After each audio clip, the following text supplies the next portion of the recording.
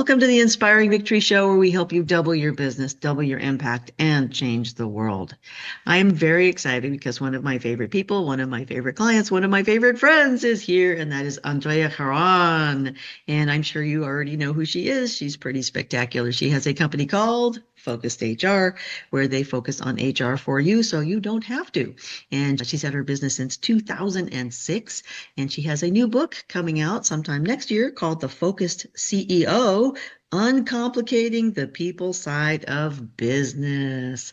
And I think that's the most important thing in the world, because you can have all the AI and all the processes and all the systems in the world, but it really comes down to people have to execute all of those things, right? Yeah, exactly. Welcome to the show. Thank you for being with us, Andrea. It's nice to see you. Great to see you, and thank you for having me. I'm Oh, honored. oh, we're delighted. We're delighted. Well, when it comes to HR, I think a lot of people think of it more as an expense or something they have to worry about, and less in terms of what it can do for the culture and for the company. So, what are some things that we can do for with our HR as leaders, or just as leaders in general, that will make the culture better, will make the business stronger, will help us grow the business? Loaded question. That's a whole lot of stuff that a person or a company or a leader can do. Pick So one, anyone you like. Yeah. I'll break it down. First of all, you have to do the compliance piece. You just don't want the alphabet soup of government knocking on your door and having issues. So get that, done. Mhm. The other thing is do create your systems, your policies, and so forth, but not just to have something on paper. Take a look at those and how it works with your team, with your people. How are they going to perceive it? How are they going to work with that? People do like parameters, so there's nothing wrong with that. But understand what's hard has to be done this way, especially if you're in a highly compliant industry. Think like financial planners, accounting. There's just things you have to do things a certain way. There's no ifs, ands, or buts about it. But if you have Mhm. the flexibility, give that.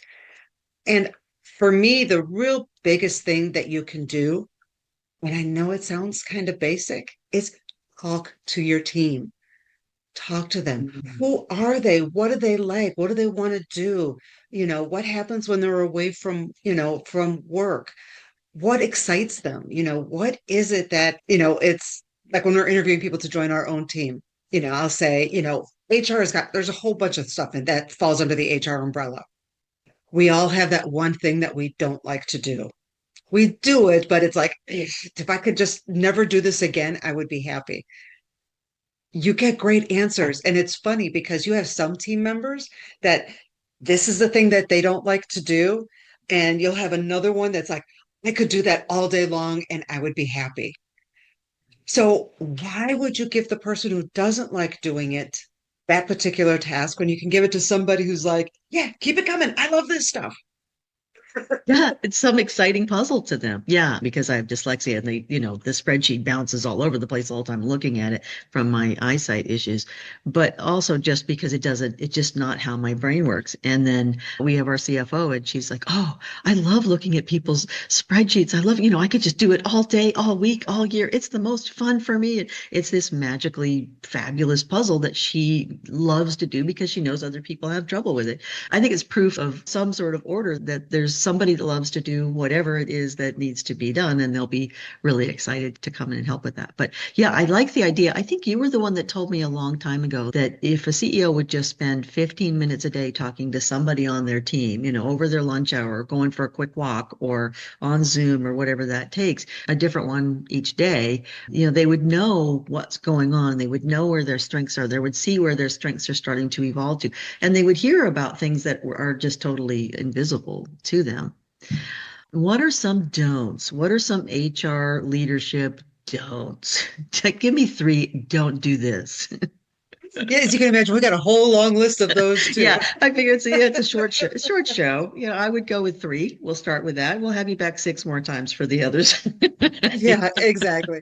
Yeah, it's Yeah. unfortunately for you or for others is I love talking about HR, so I can go on for hours, but I won't do that to I you or the love that. audience. No, no, we all love Um, it. We love it. Thank you. so one thing is, there's that old saying, never speak about politics or religion in the workplace.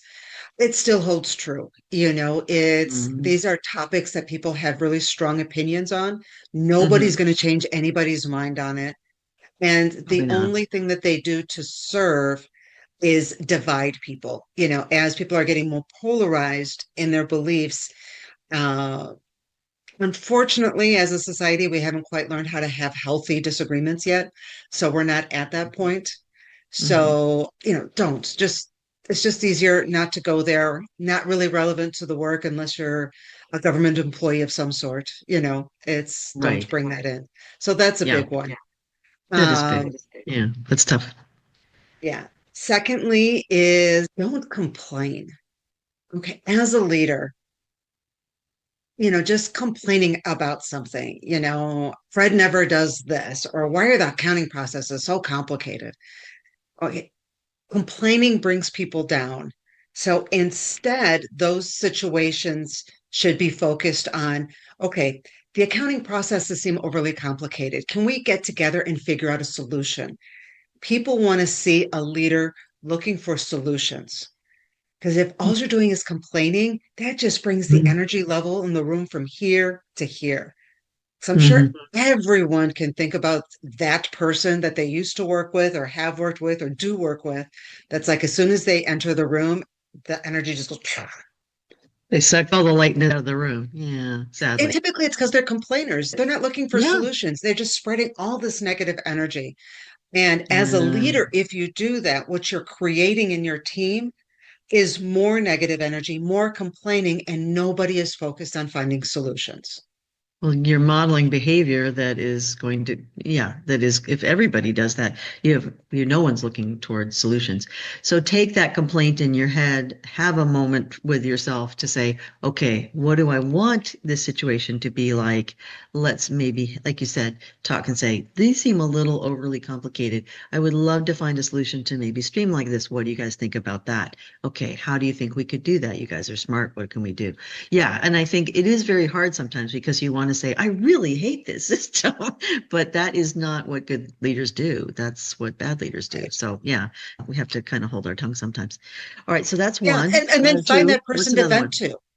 Yeah, yeah, that's what If you want to spouses are vent, find for. the person to vent That's to and what just say, hey, I girlfriends are just for. need to Yeah. vent. So you Yeah, can get yeah. it out of your system and then focus on the results or the problem and the solution.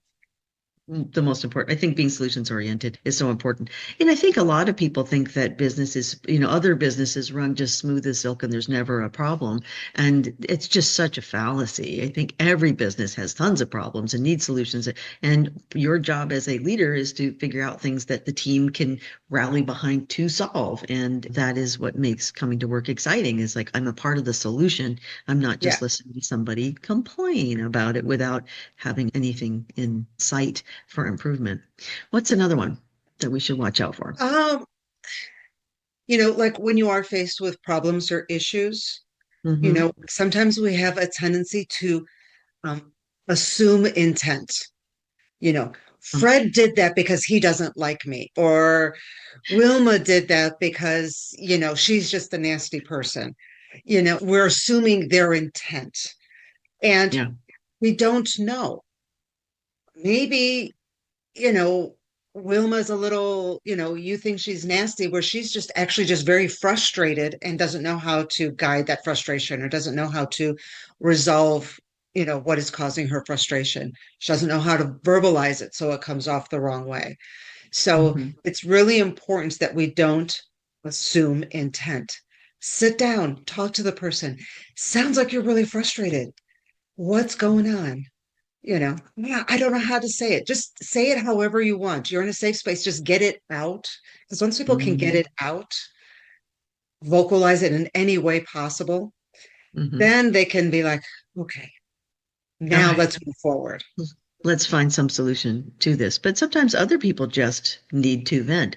And some people aren't highly, verbal people. And it may be, do you want to like write down, maybe make some bullet points and we could talk about it Yeah. tomorrow? Or do you want to send it to me and then we can talk about it?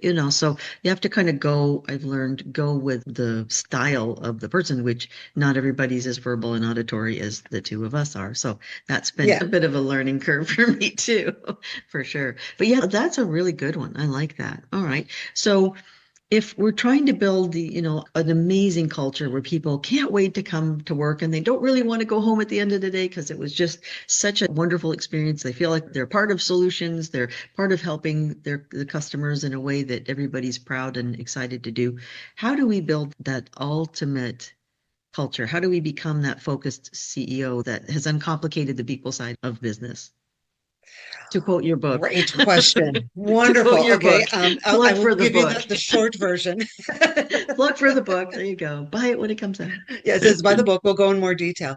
One of the Yeah. key things is that you really need to live your values, So if the person running the company is the founder, typically those are the same values. Your personal values end up being your corporate values. It's just a natural extension of who you are.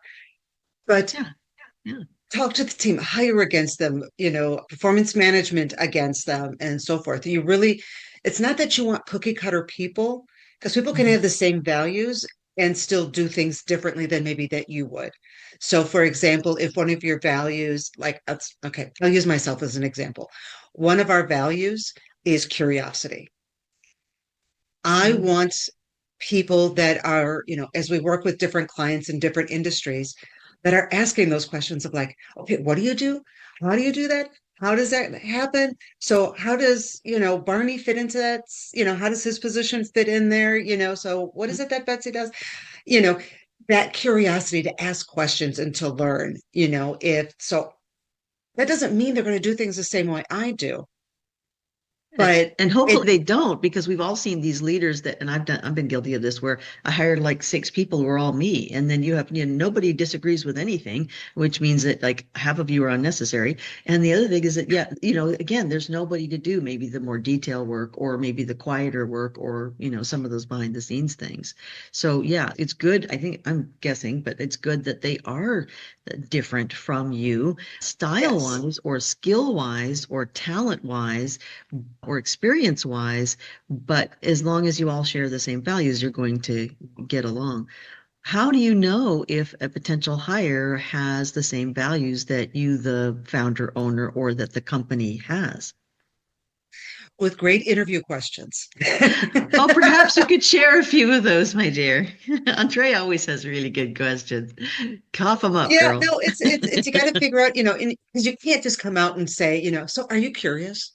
How curious are Because you on every other Tuesday? Right. That yeah, sounds a bit exactly, tacky. because obviously yes, no questions aren't good, and the rule of thumb is behavior-based questions. Tell me about a time when, because past behavior is the best predictor of future behavior. So how do you Oh, find out if somebody's curious? So for example, for myself, it's like, how do you keep up with what's going on in our industry, with the different laws? Tell me about a time when things didn't go well. If you had a chance to do it again, what would you do? Do they learn from stuff? Or are they the definition of insanity where they keep doing the same thing and expecting different results? You right. know, Yeah, exactly. You could take your values and you can ask question, you can backtrack into what is a question that would get me to that, or what are you curious about in your business life, in your personal life, but still get the word curious in there, but or what do you want to learn next, or what are things that you aspire to learn exactly. about? Because again, if you're curious, you're that lifetime learner that I find if they aren't those lifetime learners, they don't seem to last in the company because I Yeah, am and same here. everybody, all the leaders in the team, yeah, we just constantly want to learn something new and that's just fun for us. And people who don't have that don't seem to stick. And I think that's just one of our values. So all right. And everybody does it differently. Some people want to, watch YouTube University. Some people want to go to class. Some people, everybody's different, but they're all, again, it's that same sort of thing, curiosity or learning or whatnot. Okay. What are things that we should, for hiring people? Because I know that's part of HR. What are, two or three things we should know about hiring? the easiest thing, a couple things, because we always get questions of like, can I ask that? Is that okay to ask? And, Oh, okay, sure. it's because of the legalities, and so forth, which I totally Right, of get. course. Yes, of And course. the easiest way is make sure that all the questions you ask are work related. You know, Right. tell me about a previous, company that you worked for.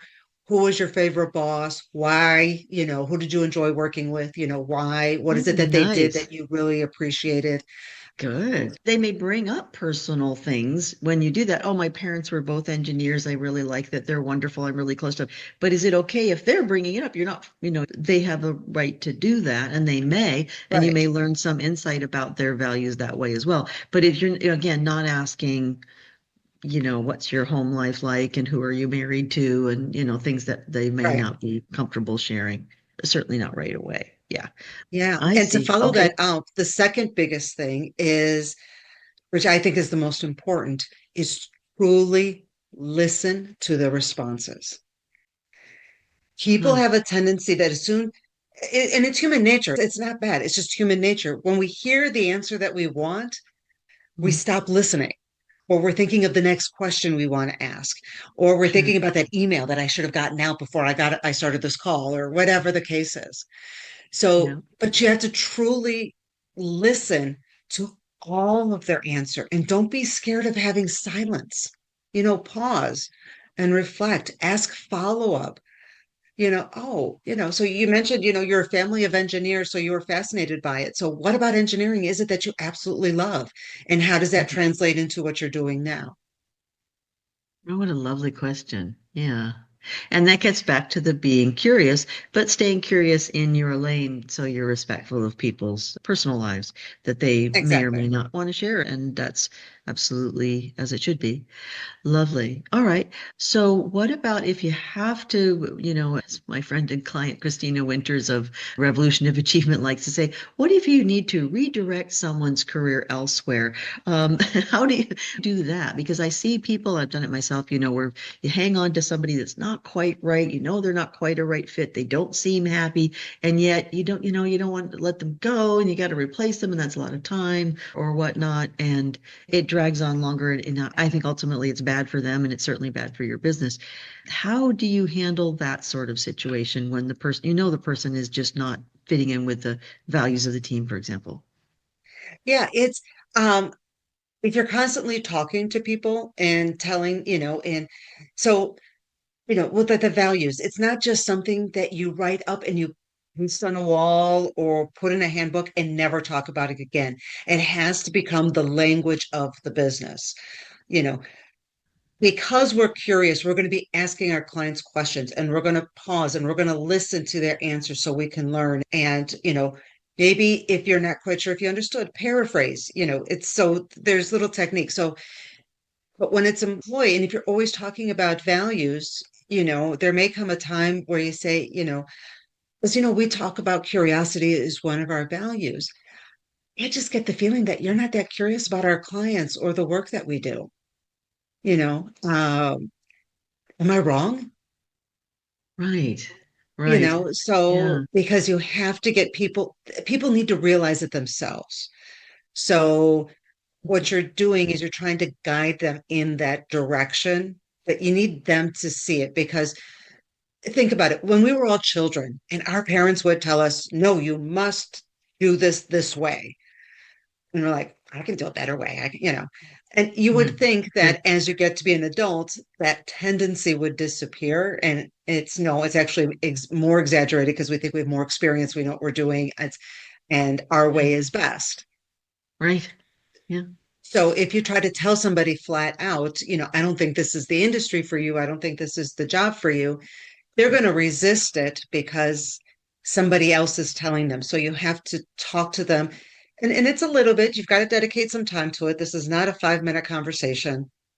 And Mm. try to get them to realize that maybe it's not. And don't expect an answer in that conversation. Sometimes people need that seed planted and then they Hmm. need to spend time with that ideas, time with their thoughts, Hmm. or you can do things like what I used to call the Rudolph effect. Um, The it's Rudolph effect, like Rudolph the Red-Nosed Reindeer, right? Exactly. It's like Okay. they're a Okay. great person. They're in the Right. wrong role. You need to put them in the right role, you know. So maybe Rudolph wasn't great with being just one of the regular reindeer, but when it's stormy and it's foggy and stuff, he's great up front because that is where he shines, literally and figuratively. Um, Yeah.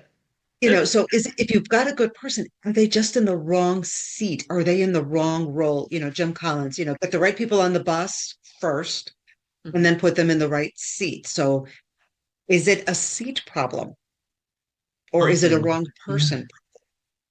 Right. And then how do you break that down?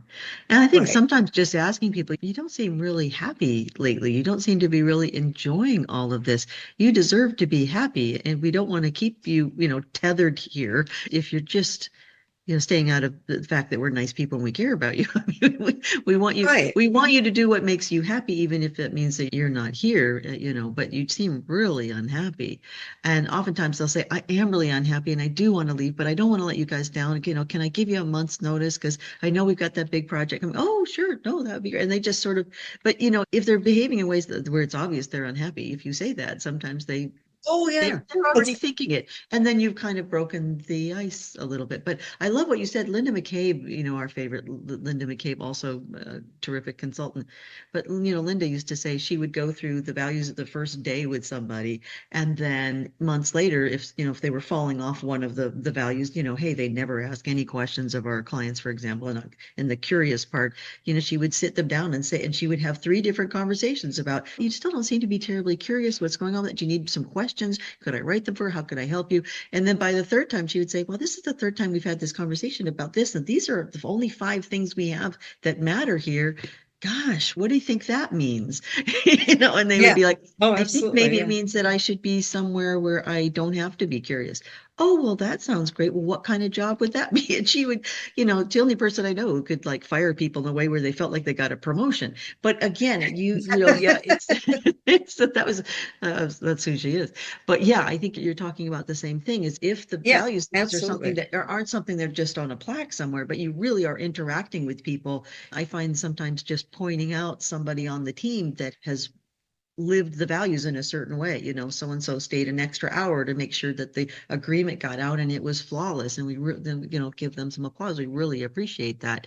Excellence going out the door does mean a lot to us. And everybody goes, okay. So it's remembering to tie things to the values that are innate to you that you don't feel like you even have to mention, but you do. And I learned that from you too. But thank you. I am so incredibly honored to have you as a part of the Inspiring Victory tribe at the Inspiring Victory Show. Please do us a favor. We really need your help. Please like, subscribe, share, write a comment. It makes a huge difference with how many people we can reach here at the Inspiring Victory Show, and it makes a big difference to me personally. I want to make sure that we're providing content to as many people as we possibly can so they can grow and succeed. So we'd love to have you continue your membership here at the Inspiring Victory Show. It's free. Helping us out costs nothing, but it makes a huge difference in how many people we can help. So double your business, double your impact, and change the world. And thank you so much for being a part of this extraordinary community. Thank you. Okay, so what else do we need to know are there any other pitfalls when it comes to leadership and in terms of HR that we should be aware of, things we should or shouldn't be doing? Yeah, I would say that, you know, one of the bigger things is remember that the people on, and I know it sounds a little basic, but just remember that the people on your team are human, you know, and Yes. they're not a cog in the wheel, you know, so Hmm. talk to them, get to know them, and so forth. Mm.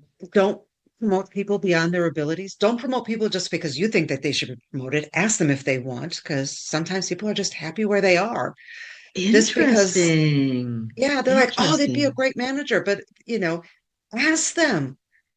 And they're going to The be Peter that flattered P that that you Peter think, principle. Yeah, that Peter principle of like I'm a great salesperson. Now I've got to manage other salespeople. Those are two totally different skills I've discovered. Yeah, but and I never thought of oh, ask them, would absolutely. this be something you would actually want, or could we just give you an annual bonus, or could we give you a raise, or Right. instead, like they're valuable wherever they are. Yeah, Right. it's So that take time. not thinking of it as being hierarchical or linear, that all the jobs have value. Wow, I never thought of Right. asking Because, that person. oh, Wow. absolutely. Absolutely. And you bring up like the salesperson, people are like, Yeah. I'm going to take my best salesperson and make them the manager. My first reaction is stop. No. First, ask if they want to be a manager, because if you Mm, take your best salesperson and make them a manager and you don't ask, guess what happens to your sales? they plummet. They Yeah, go they down. plummet. They go down. I hear you. Uh-huh. Right. Because that's, and that's not just unique to sales, but it's a very obvious one. So you Mm, have to ask. smart. Typically, not 100%, but typically your best salespeople do not want to go into management.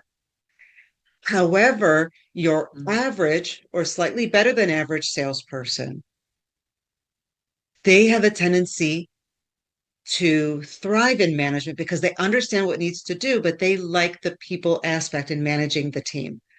Again, not always, but ah, look makes there. sense. That's where you find your managers. Well, that makes so much sense though, because yeah, again, a star salesperson loves sales or they wouldn't be your star salesperson. And they may Right. have spectacular talent. They may be they may be, a unicorn in the sales world. Why would you make them be anything but what that they are? As Mark Repkin likes to say, yeah, you've got a unicorn. Why would you turn them into a plow horse or a rocking horse? I mean, it doesn't make sense. Right. Wow. Okay. That's really interesting. Huh. Okay. So you have all these great clients for all these years. Tell me about a client that you worked with where you were able to help them create that culture where, they could grow, they could scale, they could succeed more. Oh, wow. Let me see. Which one do I pick? Um, Look, looking at your list of I've got clients. a board here with all the client names on it. So I'm like going, where can we start? What can we Yeah. use? I will use a home healthcare agency that we work with. You know who they are. You were kind enough to I do. introduce us. Full disclosure, we bring in Focus HR to a lot of our clients because you guys are very, very, very good. Just so you know, yes, yes, she's really good and they're really good. And it's a wonderful company. Yeah, exactly. It Yeah. is, and it's In wonderful people. Florida. And think Yeah. about it. This is home healthcare. So these are people, your team are people that go into homes to care for other people. So their nature is caring. They take care of people. Hmm. So you as a company, as an organization, they need that care too. So how do you do that? This particular one is too large to talk to everybody because of the amount of part-time people and so forth. Right. To 1,000 people. Yeah. However, the It's 1,000 people. team that Yeah. manages those that are in the homes, that's who Hmm. you focus on. What do they need? They needed guidance, they needed direction, they needed some how-tos because some of them were put in positions because they were great, they wanted the promotion, but yet weren't given the tools, the abilities, or the understanding of how to be a leader. Um, Hmm. I, d- I know position titles are managers, but I think of managing things and processes, and a Hmm. leader is of people. Hmm. So they knew how Hmm. to manage things and processes, but they didn't have the leadership part. So working with their on-site HR person, who was at that time was very new in the position, new to HR, worked Quite a young. lot Yeah. with, yeah, Hmm. and young, and giving them the tools that they needed, using their understanding of the industry, help them gain that confidence to work Hmm. with these folks and saying, okay, you know what? We have policies for a reason. This is what we need to do. This is why we have the policy. Please, when you do policies, explain the why, because otherwise people can't understand. It seems random. I think if it's not Yeah, tied to why and not tied to your values, I would think, don't you think? I mean, or is that yeah. too stretch it? Does that make sense too? Well, it does, like if you've got a value of, like we have a client that one of their values is that we create partnerships. Mm. So, but those are also internal partnerships, not just external. Oh, I So see. partnerships between departments. So, and so now we have in this, going back to the home healthcare agency, we Right. now have somebody who has gained confidence, gained knowledge. She even went and got herself certified, as an HR professional. She That's went through right. all of that to learn all the laws and all of that stuff. Yeah. And so now while we're still there supporting her, it's okay, this is a weird one, let me tell you what Fred did, and I think I Fred need and to do Barney, it they're this always way, but trouble. is that right? That kind of Uh, stuff. So you're staying on fractionally to be able to answer some of those really complicated things that might be more specific to her industry or just she may not have come up against. And she has now they have such a lovely team and they're, one of the best home healthcare companies in all of Florida. So it's pretty impressive. Okay. Yeah. So what else? And they've expanded so much, they've taken on so much. It's staggering. And again, it's that people don't realize how much having all that HR just run smoothly and having the people uncomplicating the people side of business can allow you to really grow. And that's a great example. They're way up. And again, they're not having nearly so many, they have no fires practically to put out now No, no, compared when to we what they first did started, it when we first started. was, Yeah, they lost a couple HR people before they got that gal that who's so good yeah. there. And, because that can just happen. You lose a couple of good people and now, that's what having fractional people is, interim people to come in until you get somebody new or fractional people part-time if you don't need full-time HR. And that's what you guys do so well. Right. And we provide that strategy. So while she may be implementing it, besides assisting her and providing her, we're giving the strategy. What are the goals? What is it that the owner is looking to do? How do we support that? How do we do that? How do we make sure that our people feel valued and they're being paid fairly and that they know that they have Mm, resources to come talk? They come talk to her and they tell her what they're seeing and not. And we talked before about problem solving. mhm. I would actually say that it's the leader's role not to solve the problem. It's the leader's role to extract or get solutions from their team because your front line people, the people that are in it and the ones that are experiencing it, they usually have some great ideas on how to fix things. Well, But you may have to they're ask the them. ones They may they're not doing it, so volunteer they it, would, you yeah, know. yeah, yeah. I think as leaders, I think when I first started leading other people, I really felt like, okay, I'm supposed to know everything that they're supposed to do and tell them, and then I'm supposed to have all the answers, and they'll just go do whatever brilliant thing I say. And then it occurred to me that these are some very, very smart people who know so much more about this, either because they're in it every day, or because they specialize in it, or because they have extra training in it that I don't have that they, invariably they have way better solutions than I do. Oh, yeah. And we can let them come up with the solutions. But you're also empowering them to be leaders as well by doing that rather than micromanaging them, which is such a temptation. Yeah. Can I Wow. tell you my favorite thing to ask team members? Oh, I love that. Well, your questions are always what I take notes on and use on a regular basis. Yes, what's Yeah, your because when favorite? we Do start with a tell. new client, we try to talk to as many people as we can, one on one, for like 15, 20 minutes. And Right. one of the questions we always ask, and we get some great information from this. So I highly recommend everybody to ask their team. Hmm. And that is if time, energy, or money were not an issue, because people filter through for those three things. If Sure. time, energy, and money weren't an issue, what is the one thing you would change In the business, you mean, in or the in their business? department or in the, oh, I see. Yeah, not just like in the world. Right. Wow. That's a great question. Say that again. That's a really good question. Say that one more If time. time, energy, or money were not an issue, Um, what is the one thing you would change? that is so smart. Right. Because you have I to didn't, put hadn't those heard that one yet. caveats because people Yes, filter. People will filter. It's like, oh, there's not enough time to do sure. that. There's not enough money to do that. We don't have Oh, enough who's going energy. to We don't do have it? enough people. Who's going to, well, you didn't say enough people to do it. You said energy because they sometimes think, well, I'm just going to have to take on more rather than we'll find a solution to there's only so many hours in the day. Nice. Very nice. Are there other good questions? Queen of questions. You are, Bonnie Dean, the great speaker, Bonnie Dean. I love watching her. She's so good. But she always says the quality of your life will be determined by the quality of your questions. So what other good questions should we be asking our team or even asking our customers? Are there any questions that we should be investing some time in asking? Great question. I'm just so curious. So that's why it's one of our values is because I personally am curious, so I just love talking to people and I just ask people about them, you know, just focus on them and who they are. So whether it is like if you've gotten to know people on your team, for example, like on my team, people have got kids, they're into sports. One is Mhm. actually traveling to Texas for a gymnastics competition. So when she gets Fun. back, it's going to be like, how did they do? Did you have fun? Was it Yeah. amazing? The gym that you went to had a lot of famous gymnasts. Did you get to meet any of them?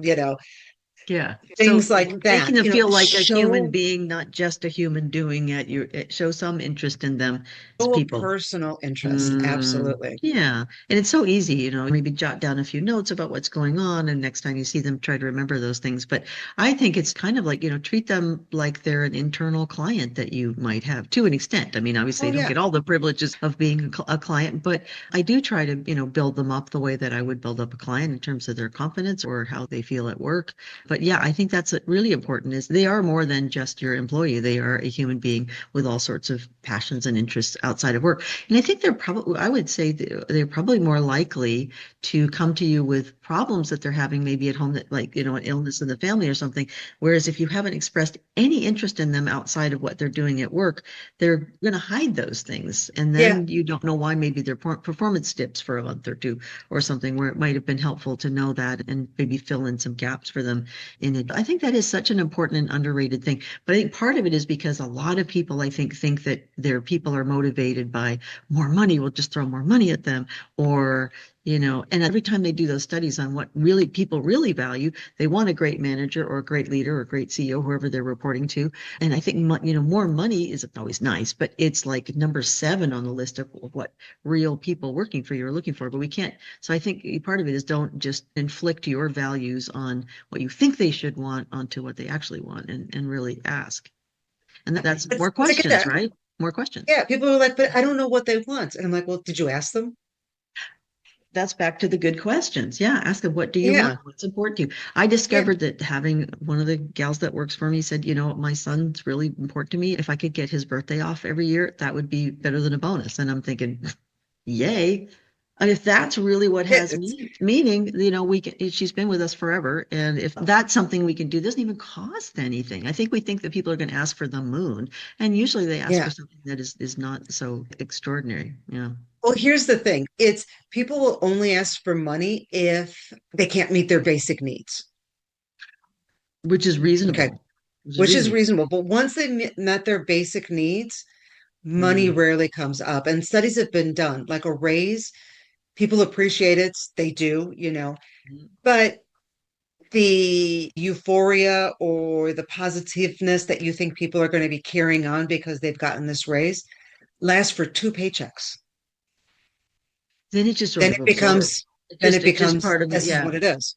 This is just what it is. Yeah. I think Yeah. it's not, yeah, it doesn't tie to purpose. It doesn't tie to satisfaction. It doesn't tie to being a part of a powerful team. Yeah. All right. If you had one bit of good advice for an up and coming leader as our parting question to you, what would be your best advice to that up and coming person who wants to be you when they grow up? Because who Well, don't wouldn't? be me. Be yourself. Okay. That would be a good, okay. That's good advice right Yeah.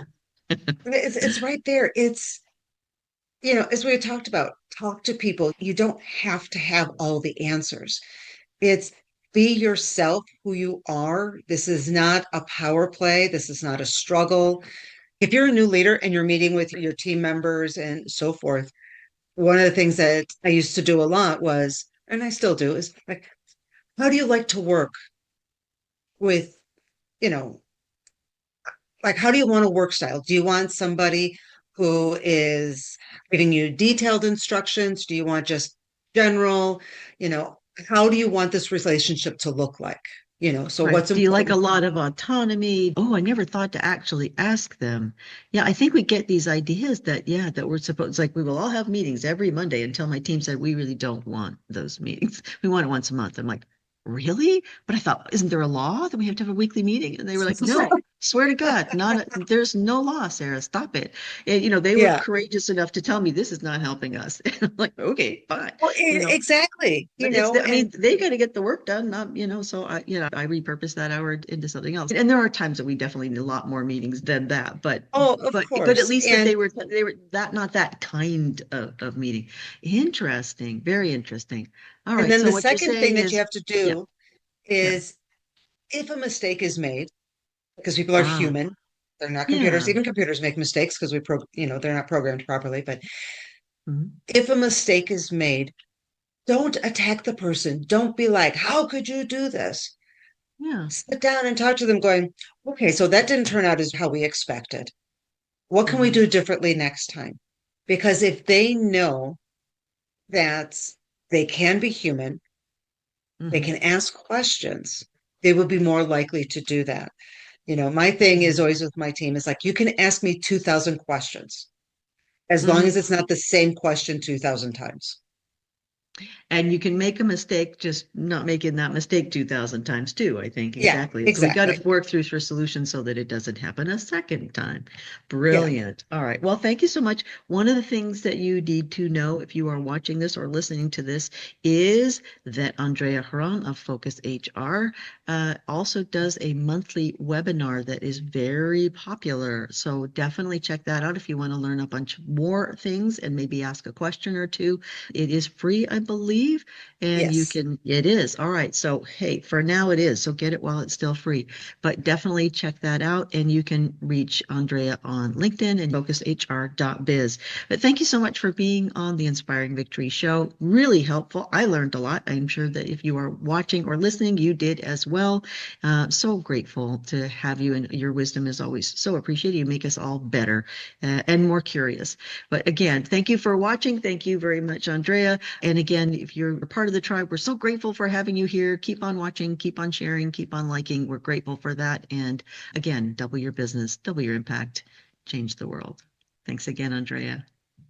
No, thank you.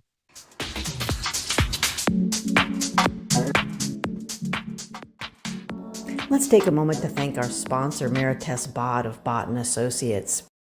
I'm so honored to get to be with our wonderful sponsor for the Inspiring Victory Show. And I want to make sure you know a little bit more about her and about what they do, because I think it'd be really helpful for all of us as business people and just in our personal lives. Meritus does a lot of speaking, as many of you probably know, but I love one of the speeches that she's famous for, which is A Generous Legacy, the Power of Future-Proofing Your Business and your personal life. And that's really what you are all about. So I want to talk a little bit about that with you. And can you give us an example of somebody who's come to you and how you were able to help them that might be able to help all of us as we navigate our financial planning as well as our estate planning for business and for personal? Yeah, I'd love to. Well, thank you for having me, Sarah. I appreciate it. We do a lot of estate planning, obviously, as well as the financial planning for our clients. And a story that I think is a great way to showcase what we do is this wonderful couple that we met back in, I want to say 2015. They came in for a consultation. So they are certainly a wonderful couple, blended family. So second marriage for both of them. He has children and she does not. Basically, they were saying to me, Meritus, I really want my estate plan to be secure. I want it to be ironclad so it goes to the right people. Particularly, the wife was concerned that this money goes to her charities, which she was very, very active in and volunteers quite a bit. She puts her hard-earned money with them. And she also wants to make sure her husband is taken care of as well. So she wanted to do both objectives at the same time. We were like, of course we can help you with that. We want to make sure that we write everything down and just like you said, make it ironclad so that there's no contest. There's nobody trying to get to the money inappropriately. Right. So we created a wonderful estate plan for them. So that was 2015. Now, sadly, she unexpectedly passed a few years later. And her surviving spouse came to us and he really needed help. He was so of course, distraught and super, super sad. But he was also very concerned about the financial pieces. He wasn't that familiar with financial instruments. There was 13, 14, 15 accounts that she had. And of course, he was like, I'm confused. What do I do with all of this? So we said, okay, we're going to take care of you. We got this. And we were able to really take a hold of all those instruments and all those accounts.